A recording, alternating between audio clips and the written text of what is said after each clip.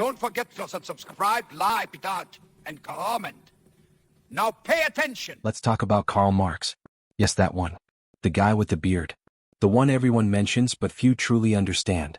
You can love him or hate him, but his ideas shape the world you live in. Period. Why does he matter today? Because over 150 years ago, this man diagnosed the ills of capitalism with a precision that still stings. He saw what many ignored, a system where wealth accumulates at the top while effort is spread out at the bottom. And he said it without filters.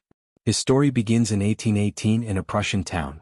The son of a lawyer who changed religions to escape anti-Semitism, Marx grew up amid contradictions: justice, power, and survival. At university he became the rebel who questioned everything. He discovered Hegel and his dialectics but said, "This falls short. The struggle isn't about ideas, it's about classes." And so, he revolutionized modern thought. Marx wasn't a theorist in an ivory tower. He was a persecuted activist, a brilliant economist, a philosopher who challenged the system.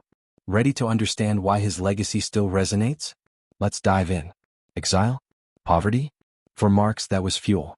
He took refuge in London, far from his homeland, but instead of giving up, he wrote his masterpiece, Das Kapital.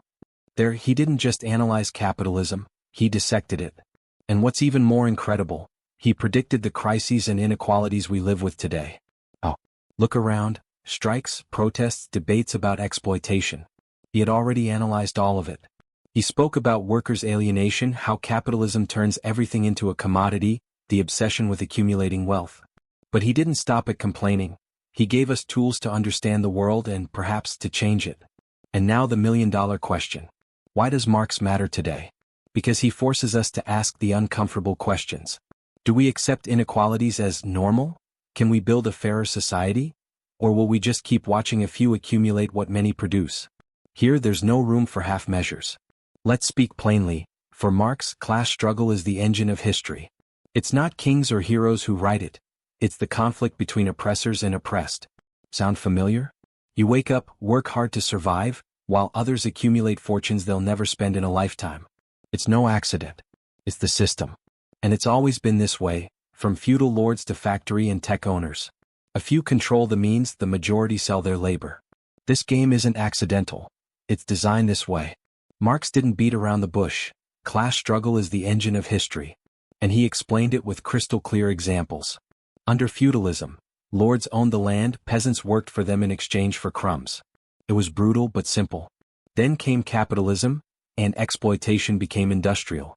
Innovation and growth arrived, yes, but also massive inequality. Workers, now the proletariat, were driven from the countryside to become cogs in a machine in dirty cities. Meanwhile, capitalists grew incredibly rich. And you know what? We still see the same thing today. Giant corporations dominate the world, while millions struggle to make ends meet. CEOs who earn in a day what you earn in years, children exploited in poor countries. The inequality is scandalous, but it's no accident. For Marx, capitalism needs this inequality to function. It's the system's fuel. The key lies in who controls the means of production. Before it was land. Today it's factories, technology, even your data. Whoever controls them sets the rules of the game. Do you own a factory? You set the wages and conditions. Workers can only accept, or starve. And here's Marx's genius. He realized that capitalism doesn't just exploit you. It convinces you you're free. It makes you believe that if you work hard you'll succeed. But the truth is, the system is designed to keep the majority trapped in a dead-end race. You might climb a few rungs, but the ladder belongs to a few. The struggle is everywhere. When taxes are cut for the rich and education is slashed. When companies fire workers to move factories to poor countries. When workers are replaced by machines. All of this is class struggle in action. But Marx didn't just criticize, he proposed a solution. He believed that workers, by understanding this dynamic, could unite and change the system. A collective revolution to create a society where the fruits of labor are shared. Utopian? Dangerous? What's certain is that it challenges everything we've been taught. And this includes you. Every time you vote, protest, or decide where to shop, you're in this struggle. The decisions we make as a society determine whether we uphold an unjust system or seek alternatives. Marx didn't have all the answers, but he had the right questions. Which side are you on? What role do you play in this struggle? The workers have nothing to lose but their chains. And perhaps the most terrifying thing is realizing that we have the power to change things. but we choose not to see it. They have nothing to lose but their chains. This phrase isn't just rebellious, it's a call to liberation. It forces us to open our eyes. We're trapped in systems that limit, exploit, and control us, and we don't even realize it. But these chains aren't made of metal. They're invisible, subtle, but just as oppressive. What did Marx mean? He saw something brutal. Workers are the foundation of everything. Without them, factories stop and wealth dries up. But even so, they're treated as disposable pieces. Their labor is bought and sold, but they don't control what they produce. Capitalists keep the fruit of their effort, while they barely survive. The cruelest irony. Workers produce everything, but own nothing. Those chains are the perfect metaphor for this dependency. And today, those chains are called debts that drown you, garbage contracts that keep you in survival mode, fear of having nothing if you take risks, lack of real education to liberate you. Imagine living paycheck to paycheck with just enough to pay the rent. Take a risk? Impossible. One wrong step and you fall. That's the invisible chain. But Marx didn't stop there. He warned how capitalism reinforces these chains with its perverse logic. Consume and you'll be happy. Earn more and you'll succeed. But when the dream is unattainable, the chain becomes a mental and emotional trap. Example 1. Credit. They offer you solutions, a financed car, an iPhone in installments. It seems like freedom, but it's a cage of debt. Interest buries you alive. It's no accident. It's in capitalism's DNA. Example 2. Precarious work. They sell you flexibility, but it's pure instability. No rights, no security, no future. You accept any condition just to eat, and the system traps you in its invisible net. And this leads us to the harshest concept: alienation. Under capitalism, you're separated from what you produce, from your colleagues, even from yourself. You work, but you don't recognize yourself in your work. You live, but you don't own your life. Conclusion? Marx didn't just describe the chains. He showed us we can break them. But first we have to see them. And that hurts. They lose control over what they create. The final product belongs to the bosses. They compete with each other for crumbs, instead of uniting against the system that oppresses them. And the saddest part, they empty themselves inside, reduced to pieces of a soulless machine. That's alienation, an invisible chain, but one that hurts to the core. But Marx didn't just complain. He found hope precisely where others saw only misery. Since workers had nothing to lose, they had everything to gain. The key: unity. When they organize, when they understand their struggle isn't individual but collective, that's when they start breaking chains. Strikes, unions, social movements. That's workers' power in action. Together they could confront the bosses, negotiate conditions, even imagine a new society. And today? The chains are still there. Debts, precarious jobs, alienation disguised as normality. Many believe there's no way out. But Marx reminds us, there's always a choice. Keep your head down, or fight to break the chains. It's not easy. It demands courage, solidarity, determination. But the reward is enormous. A world where people are no longer prisoners of a system that exploits them. Nothing to lose but their chains. It's not just criticism. It's a cry for freedom.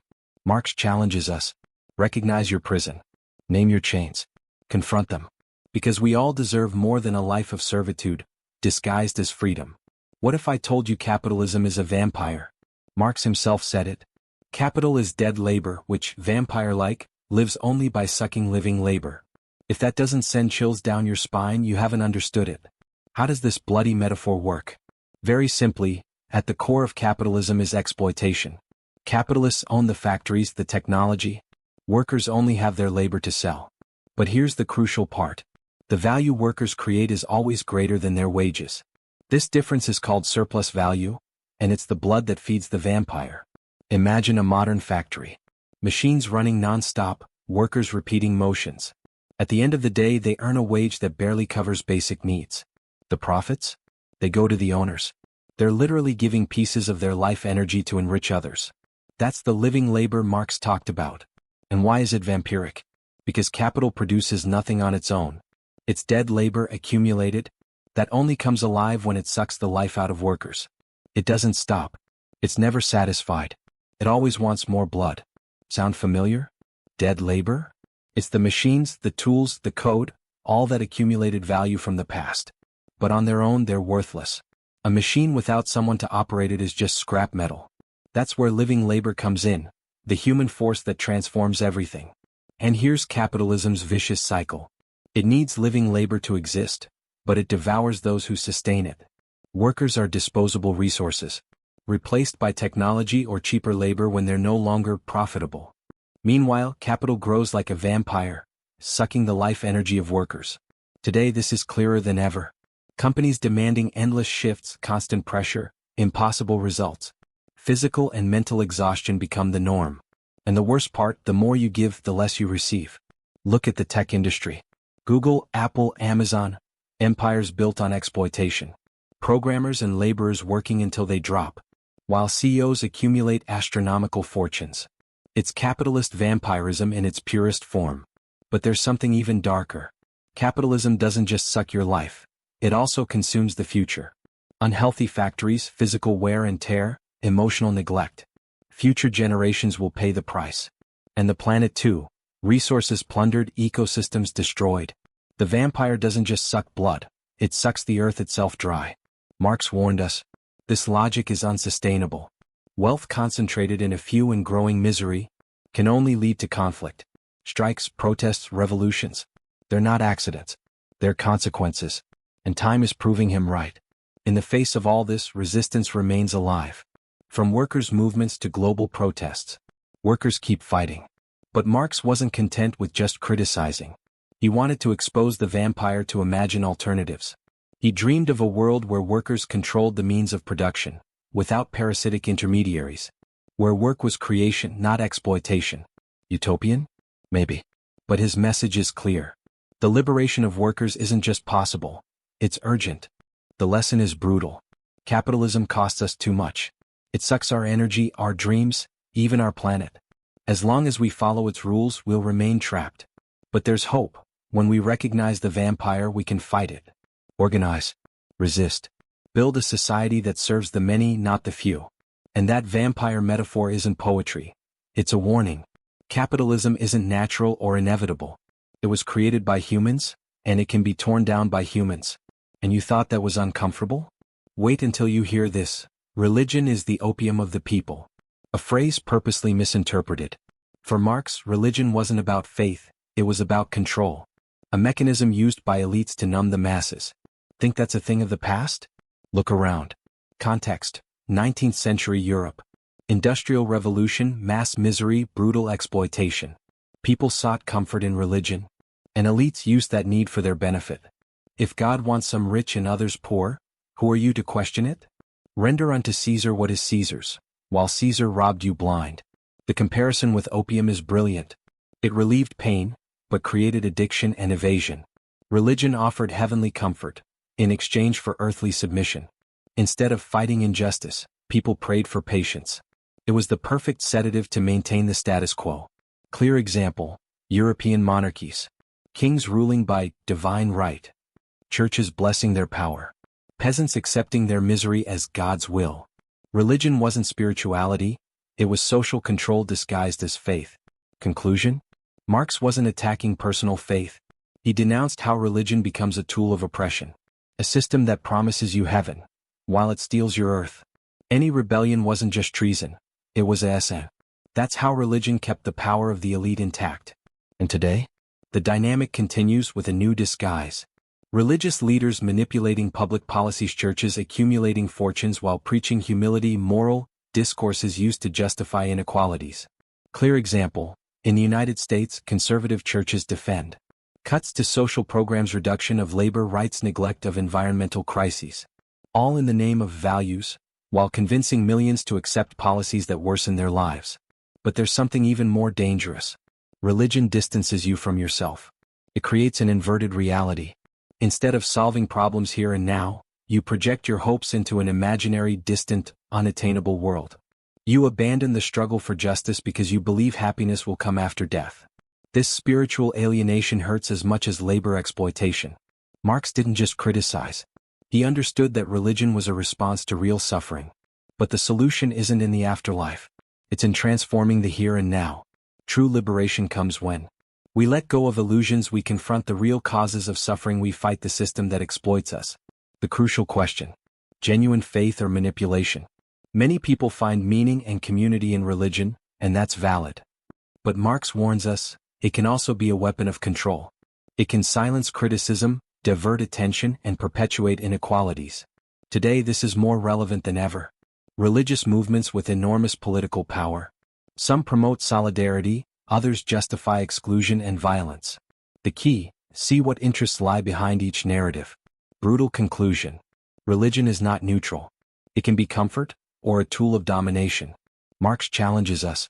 Seek concrete solutions, not heavenly promises. Face real problems, don't mask them with faith. And you thought that was strong? Get ready for what comes next. Free trade means freedom to exploit. This phrase exposes the hypocrisy of global capitalism. What we call free trade isn't cooperation among equals. It's permission for the strong to crush the weak. Think that's exaggerated? Look at global inequalities today. They're fueled by this exact logic. Historical context. 19th century, capitalism in brutal expansion. Industrial revolution transforming Europe, colonial powers plundering world resources, labor exploited on a global scale. In that hell, Marx wrote these words that remain relevant today.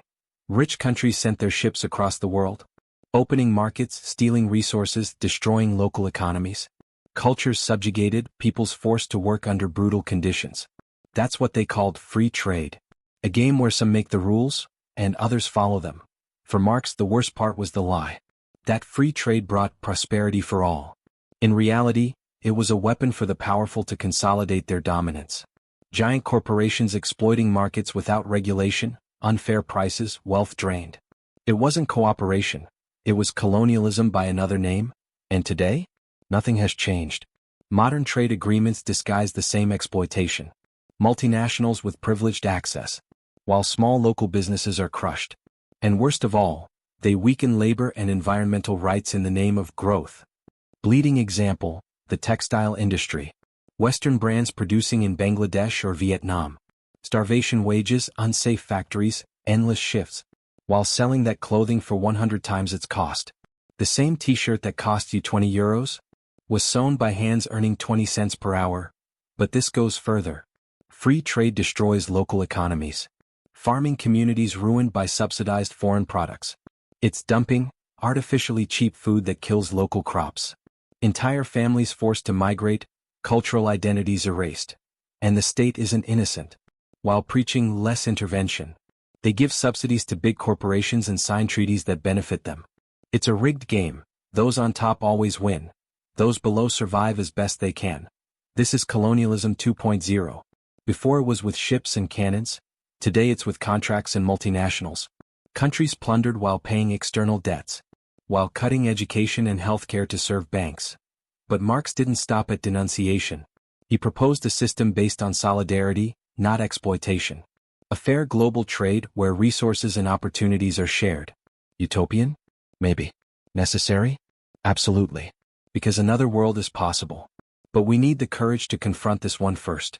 The lesson? Free trade isn't a magic solution, it's part of the problem. It perpetuates inequalities, concentrates power in few hands. And while we believe it's lies, we'll remain trapped in the exploitation cycle. But there's hope.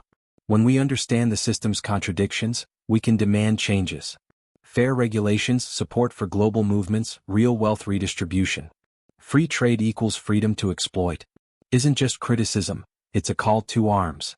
Marx challenges us. Let's imagine a truly free trade. Free from exploitation, from domination, from inequalities. Utopia? No, necessity. And have you noticed something? Marx's ideas don't age. They seem written yesterday even though they're 150 years old. They're not pretty phrases, they're mirrors showing our raw reality. Why do they still hurt so much? Because Marx wasn't analyzing a capitalism of the past.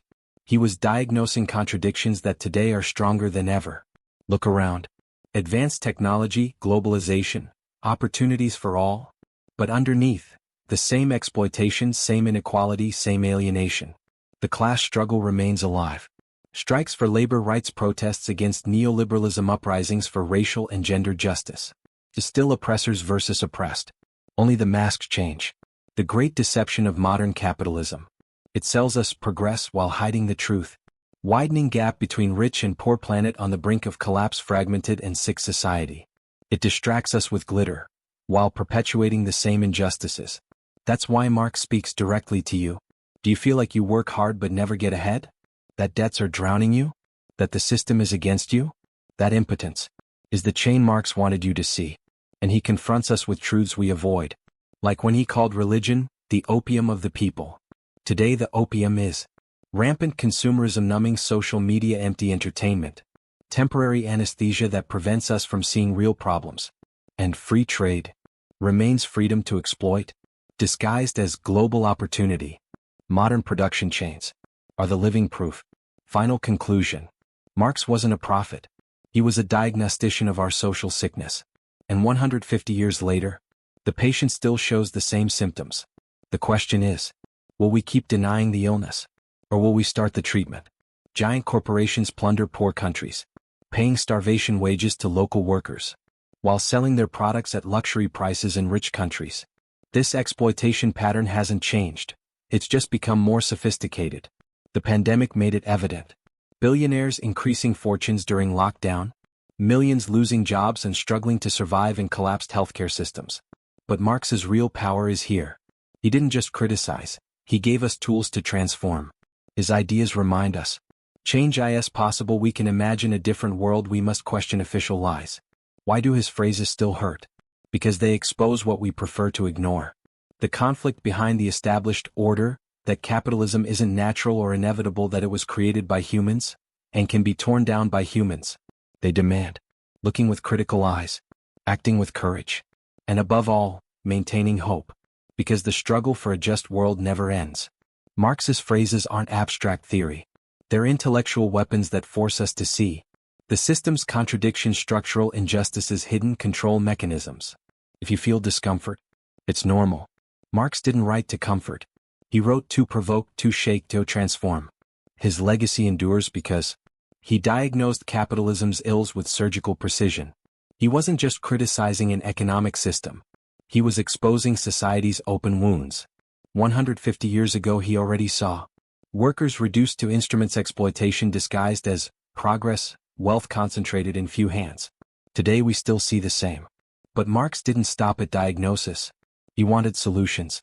His ideas about class struggle, worker unity, just society, are invitations to action. He believed the oppressed could liberate themselves if they recognized their collective power. Utopian? No, practical. History is conflict arena, where those below can change their reality. Today that call resounds louder. Global social movements drink from Marx, even if they don't know it. Strikes for living wages, protests against inequality, struggles for labor and environmental rights. Every time workers unite, they're practicing what Marx preached. Yes, his legacy is controversial. But what truly transformative idea isn't? Capitalism wants us conformist. Marx demands us rebellious.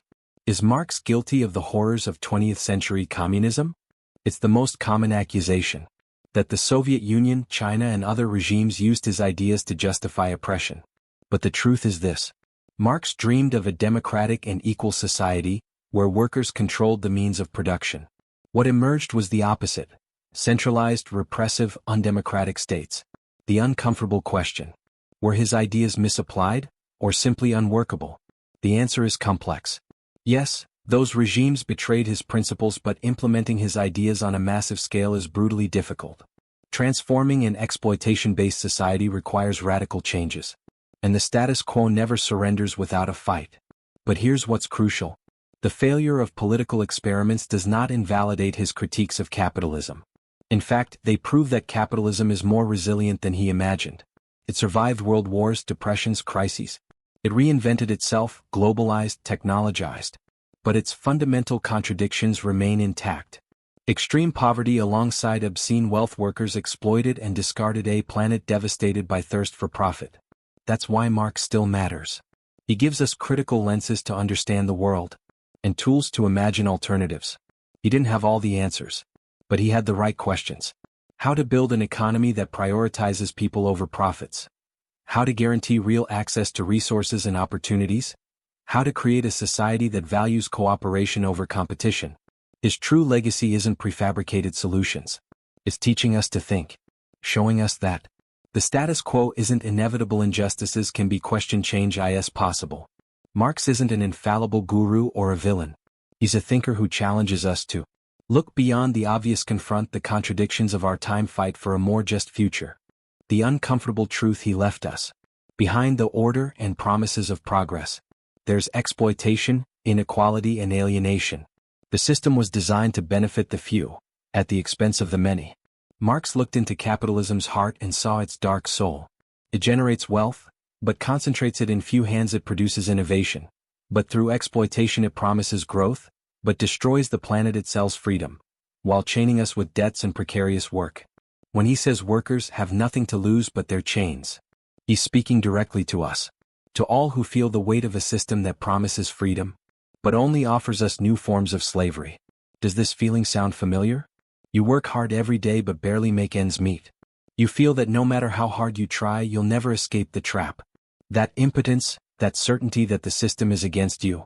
That's exactly what Marx wanted us to see. These chains aren't made of metal.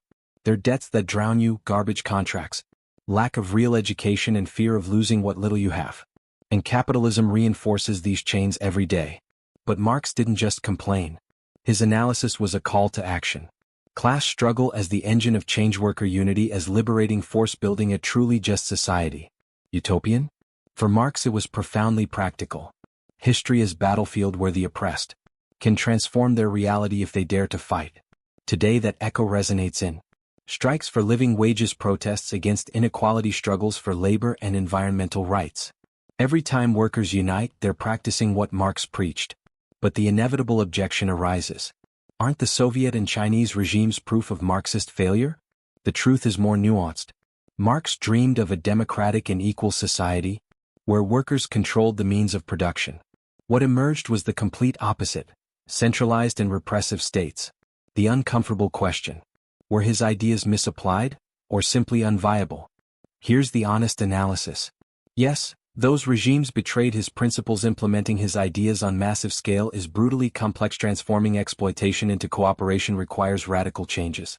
But this is crucial. The failure of political experiments does not invalidate his critiques of capitalism. In fact, they prove that capitalism is more resilient than he imagined. It has survived wars, depressions, crises. It has reinvented itself, globalized, technologized. But its fundamental contradictions remain intact. Extreme poverty alongside obscene wealth, workers exploited and discarded, a planet devoured by thirst for profit. That's why Marx remains necessary. He gives us the right questions even if not all the answers. He reminds us that another world is possible, while capitalism keeps showing the same open wounds. That's why Marx remains alive. He didn't give us prefabricated answers. He gave us the questions that still hurt. How to build an economy that values people over profits. How to guarantee that all have real access to a dignified life. How to create a society that rewards cooperation, not ruthless competition. His true legacy isn't textbook solutions. It's teaching us to think with courage. Showing us that the status quo isn't inevitable, injustices must be questioned, change is always possible. Marx isn't a guru or a villain. He's the thinker who challenges us to look beyond the obvious, confront the contradictions of our time, fight for a future that doesn't repeat past mistakes. He reminds us that history is written by not great men, but the collective struggles of common people, and that even the most powerful systems tremble when people awaken. But attention, Marx's ideas weren't made to be admired. They were created to ACT. And now the question that defines everything. Which Marx phrase hit you hardest? The one about class struggle that explains the world? The one about invisible chains that describes your life? The one about capital vampire that sucks your energy? Whichever it was, it carries a clear message. You have power. Power to question, to resist, to imagine alternatives. But that power only matters if you use it. Marx knew. Change doesn't come from above. It springs from common people who decide enough is enough. And what does that mean for you? If you're a worker, unite with your colleagues. Demand rights. If you're a student, use your knowledge. Awaken consciousness. If you're a consumer, vote with your money. Don't finance exploitation. Every action counts. No effort is too small. Because the wave of change is formed by millions of drops. And most importantly, you are not alone. Behind you are generations of struggles. And before you, millions of people feeling the same. The final question isn't whether Marx was right. It's what the hell will you do now that you know what you know? Marx made it clear. unity makes strength. Workers alone are vulnerable, united they're unbeatable. Find your tribe, movements, communities, networks that share your struggle. Act now. Participate in protests, sign petitions, support just causes. Amplify your voice with all available tools. Social media, digital platforms, public spaces. Connect with others who also want to change the world. And understand this once and for all. Change isn't a sprint, it's a marathon. Marx dedicated his entire life to this struggle. Persecution, exile, poverty, he never gave up. Social transformation is long and difficult, but every step counts, every advance matters. You might not see the complete result, but your struggle will nourish future generations. Here's the final challenge. Spread these ideas. Talk with friends, family, colleagues. Share videos, texts, reflections. Every person who awakens makes the movement stronger. Marx's ideas aren't museum pieces. They come alive when we use them. Your next move? Will you comment the phrase that hit you hardest? Will you share this video to awaken consciousness? Will you act in your community? No matter which path you choose, your step, however small it seems, will multiply by millions around the world. Marx's legacy is a fire that never went out. Now it's your turn to fuel it, because the future isn't something you wait for, it's something you build. Are you ready? The time is now. Well, where will you start?